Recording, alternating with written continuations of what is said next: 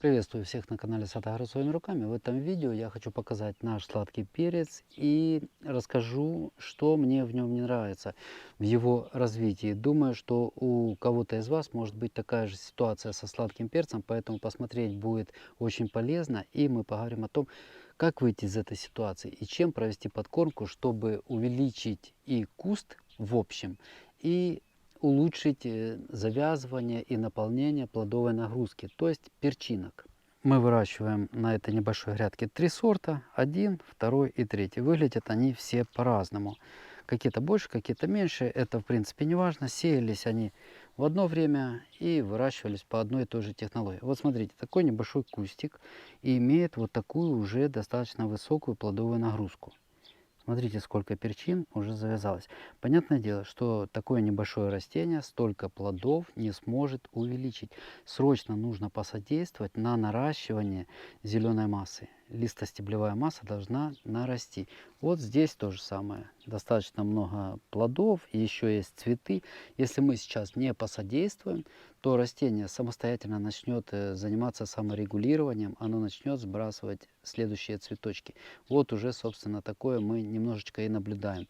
От лишних цветов растение начнет освобождаться. В первую очередь нужно поспособствовать наращиванию зеленой массы, увеличению куста.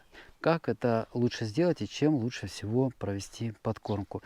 Я расскажу о двух удобрениях. Одно, которым мы будем подкармливать сейчас, это рост-концентрат, органоминеральное удобрение, в составе которого есть минеральная составляющая. Это вот азот 15, 7 фосфора, 7 калия и плюс гумат калия. Оно такого гуматного цвета, черное. Именно органоминеральные удобрения, то есть сочетание органической составляющей минеральной, лучше всего при взаимодействии помогают растениям развиваться. Поэтому мы в этом году очень часто такие удобрения используем. Так вот, главный принцип при выборе удобрения, которым сейчас нужно подкормить вот в таком состоянии, в таком развитии перец, если у вас такой перец, вот чем нужно подкормить, я скажу, друзья, чтобы азота было в 2 раза больше. Вот 15, 7, 7, а фосфора и калия меньше, чем азота. То есть, по сути, азотное удобрение с некоторым количеством азота калия. Именно в такой формуле вот азот поможет наращиванию листостеблевой массы, куст пойдет увеличиваться. Возможно, таких подкормок придется провести 2. Это что касается вот такого удобрения рост-концентрат органоминерального 15,7,7. Мы будем им сейчас подкармливать. Да, для улучшения почвы я еще добавлю сюда Байкал АМ. Это эффективные микроорганизмы, которые расселяются в почве. Мы раз в 2 недели проводим подкормку из расчета 100 мл на 10 литров воды и поливаем грядку.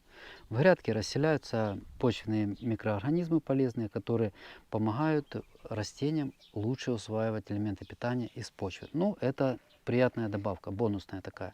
Стараемся улучшать почву, чтобы результат на следующий год уже пожинать плоды, как говорится.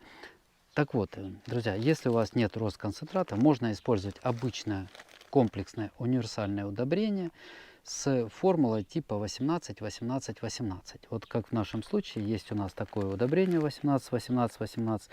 То есть равные части азота, фосфора и калия в нем, но нам-то надо, чтобы азот был в большинстве в 2 раза, то вот на 15 грамм вот этого удобрения нужно добавить приблизительно 10 грамм аммиачной селитры.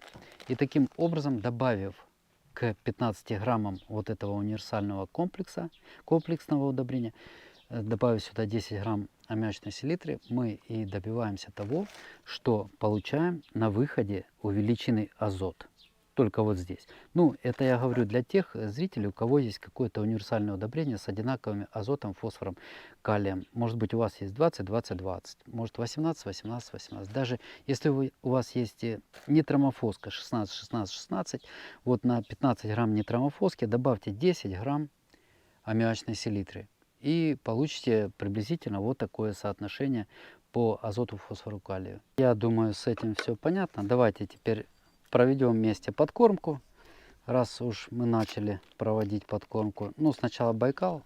Все время забываю его сбалтывать. Это биопрепарат. Он живой, поэтому может быть осадок некоторый. 100 мл Байкала на 10 литров воды. Размешиваем.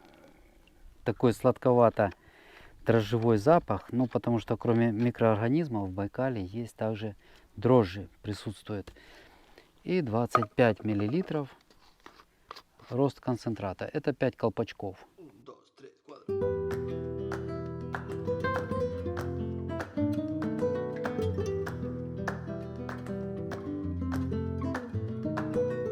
Так, и проводим полив по 0,7 приблизительно литра приготовленного удобрения под корень.